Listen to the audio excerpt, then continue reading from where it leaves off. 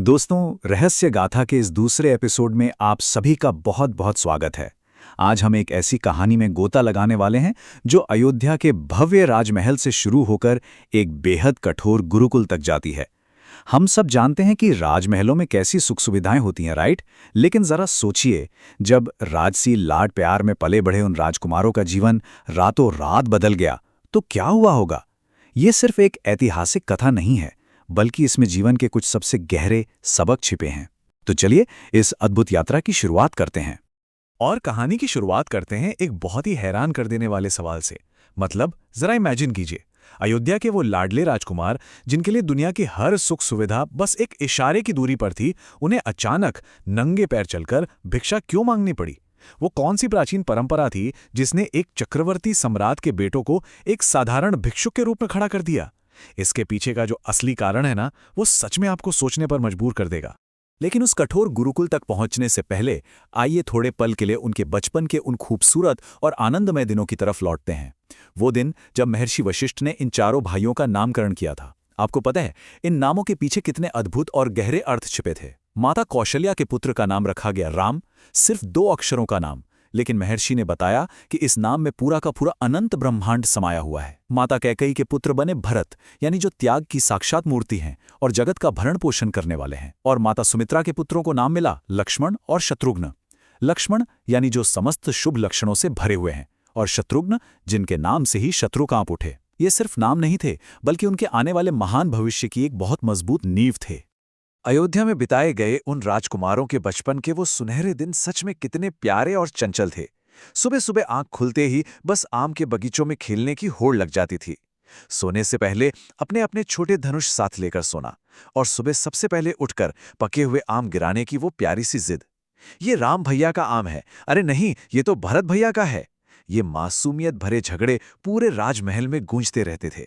वो भी क्या समय था जब पूरा महल उनकी हंसी से खिलखिलाता रहता था। लेकिन ये राजसी लाड़ प्यार और बचपन की ये बेफिक्री बस कुछ ही दिनों की मेहमान थी, क्योंकि जैसे ही वसंत पंचमी का दिन करीब आया, उनके जीवन का सबसे बड़ा बदलाव उनके सामने खड़ा था। उपनयन यानी यज्ञोपवीत संस्कार का समय आ चुका था।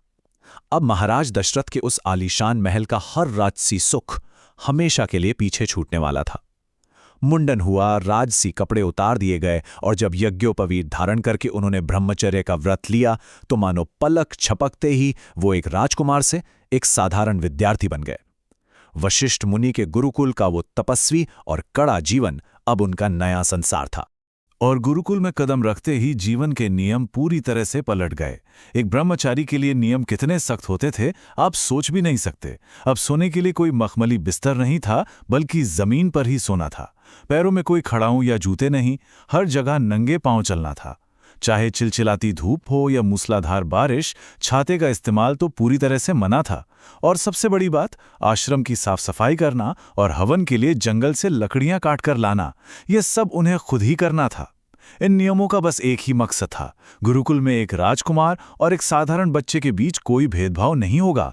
वहां सब केवल एक समान विद्यार्थी थे। अब इसी कठोर दिनचर्या के बीच एक बहुत ही दिलचस्प सवाल सामने आता है। ये तो हम जानते हैं कि उन्हें भिक्षा मांगनी होती थी, लेकिन अपने ही सगे संबंधियों या किसी धनी रिश्तेदार से भिक्षा लेना उनके लिए सख्त वर्जित क्यों था? जब इन राजकुमारों ने सोचा कि चलो अपनी ही बड़ी मां से भिक्षा ले आते हैं, तो उन्हें फौरन रोक दिया गया। आखिर क्यों? ये अमीर राजकुमार अपने ही राज परिवार से भोजन क्यों नहीं मांग सकते थे? इस क्यों का जवाब हमारी प्राचीन शिक्षा व्यवस्था की एक बेहद शानदार और मनोवैज्ञानिक सोच में छुपा है। गुरुदेव ने उन्हें समझाया, देखो, विद्यादान की जिम्मेदारी पूरे समाज की होती है, किसी एक परिवार की नहीं। जरा सोचिए, अगर अमीर घरों के बच्चे बिना कोई मेहनत किए अपने घर से अच्छा अच्छा खाना ले आएंगे, तो उन गरीब बच्चों का क्या होगा जो उनके साथ पढ़ते हैं? उनके मन में तो हीन भावना आ जाएगी ना। भिक्षा का ये कड़ा नियम इसीलिए बनाया गया था ताकि गुरुकुल के सभी छात्रों के बीच समानता बनी रहे और उन्हें ये याद रहे कि ज्ञान की इस खोज को पालना। दीक्षा के समय एक ब्रह्मचारी को एक बहुत ही पवित्र प्रक्रिया से गुजरना पड़ता था। ये कोई साधारण एडमिशन प्रोसेस नहीं था। राजकुमारों को सबसे पहले भगवान ब्रह्मा का शिष्य बनना पड़ा, उसके बाद वज्रधारी देवराज इंद्र का, फिर अग्नि देवता का, और एकदम अंत में सूर्य देवता की आज्ञा लेकर महर्षि वशिष्ठ को अपने गुरु के रूप में स्वीकार किया। यह कोई आम रस्म नहीं थी, बल्कि अपनी आध्यात्मिक जड़ों के साथ गहराई से जुड़ने का एक बेहद शक्तिशाली तरीका था। गुरु बनते ही महर्षि वशिष्ठ जी ने जो सबसे पहला उपदेश दिया वो था सत्यम वद धर्मम चर, मतलब हमेशा सत्य बोलो और धर्म के रास्ते पर चलो। अपने माता पिता और अपने गुरु को साक्षात देवता मानो। इन्हीं शक्तिशाली मंत्रों को दिल में बसाकर जब वे चारों भाई भिक्षा मांगते हुए अयोध्या से विदा हुए ना, तो वो दृश्य सच में बहुत रुला देने वाला था। रथ या किसी भी सवारी का इस्तेमाल मना था, तो उन्हें नंगे पैर ही निकलना पड़ा। पीछे मुड़कर देखें तो महाराज दशरथ के आंसू रुकने का नाम नहीं ले रहे थे। लेकिन क्या करें, ज्ञान का मार्ग हमेशा ऐसी ही तपस्या मांगता है। गुरुकुल पहुंचने के बाद आपको क्या लगता है उनकी पहली क्लास किस चीज की हुई होगी? वेद या फिर राजनीति? जी नहीं, सबसे पहली शिक्षा थी शरीर के विज्ञान की। प्राचीन विज्ञान के अनुसार हमारा ये मानव शरीर 5 तत्वों से बना है: पृथ्वी, जल, अग्नि, आकाश और वायु। वशिष्ठ मुनि ने उन्हें बिल्कुल स्पष्ट कर दिया कि जब तक इंसान का शरीर पूरी तरह स्वस्थ नहीं होगा, तब तक वो ना तो कोई पढ़ाई कर सकता है और ना ही जीवन के धर्म को समझ रखता है। यानी एक अच्छी हेल्थ ही आध्यात्मिक ज्ञान की पहली और सबसे जरूरी सीढ़ी है। और शरीर को स्वस्थ रखने के लिए बाहरी चीजें कितनी मायने रखती हैं, ये समझना भी उतना ही जरूरी था। सात्विक भोजन, शुद्ध विचार, आसपास का शांत वातावरण, इन सब का हमारी बॉडी पर सीधा असर पड़ता है। लेकिन सबसे ज्यादा दिमाग घुमा देने वाला जो विज्ञान उन्होंने पढ़ाया वो था पृथ्वी की अदृश्य चुंबकीय शक्ति, यानी मैग्नेटिक फील्ड्स के बारे में। गुरुदेव ने बताया कि कैसे आसमान के तारे और हमारी धरती की चुंबकीय लहरें इंसान के शरीर को प्रभावित करती हैं।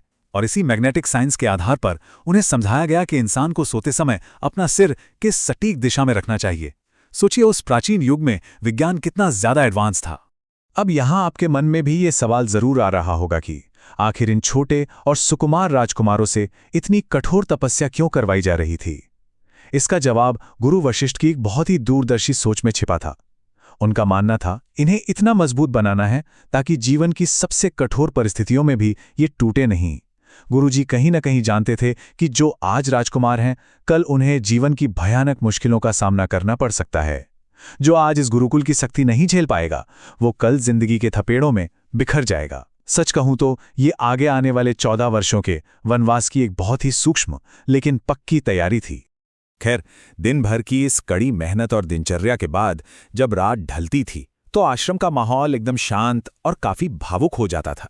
दिन के समय तो आश्रम में झाड़ू लगाना, कबूतरों को दाना खिलाना, घायल जानवरों की पट्टी करना, इन सब कामों में वे इतने व्यस्त रहते कि थकान हावी हो जाती। लेकिन असली परीक्षा तो रात के उस सन्नाटे में होती थी, जब उन मासूम बालकों को अयोध्या के अपने महल और अपनी माताओं की बहुत याद सताने लगती थी। आखिर थे तो वो छोटे बच्चे ही ना। और ऐसे ही एक पल में जब छोटे भाई अपनी माँ को याद करके फूट फूट कर रोने लगे, तब पता है क्या हुआ? बड़े भाई राम ने एक माँ की भूमिका निभाई। उन्होंने अपने रोते हुए छोटे भाइयों को गले लगाया और उन्हें शांत करने के लिए एक बहुत ही प्यारी और मीठी सी लोरी गुनगुनाई। आजा रिनिंदिया धीरे धीरे से आजा। ये सिर्फ एक गीत नहीं था दोस्तों, बल्कि एक बड़े भाई के प्यार का वो जादू था जिसने उस रात गुरुकुल की उस कठोर जमीन पर भी उन्हें अपनी माँ की गोद जैसा सुकून और एक बहुत ही मीठी नींद दी। अयोध्या के आलीशान महलों से निकलकर गुरुकुल के इस कठोर जीवन तक की ये यात्रा तो बस अभी शुरू ही हुई है। राम, भारत, लक्ष्मण और शत्रुघ्न का ये ब्रह्मचर्य जीवन आगे चलकर उनके सामने और कौन कौन सी कड़ी परीक्षाएं लेकर आएगा और कैसे ये गुरुकुल की शिक्षा उनके वनवास की असली नींव रखेगी, ये सब हम जानेंगे हमारे अगले एपिसोड में। अगर आपको स्टोरी टेलिंग का ये अंदाज पसंद आया हो तो इस वीडियो को जरूर लाइक करें, अपने विचार कमेंट्स में हमारे साथ शेयर करें और हाँ, ज्ञान और इतिहास के ऐसे ही अद्भुत सफर पर हमारे साथ बने रहने के लिए अपने चैनल रहस्य गाथा को सब्सक्राइब करना बिल्कुल न भूलें। मिलते हैं आपसे बहुत जल्द अगले भाग में।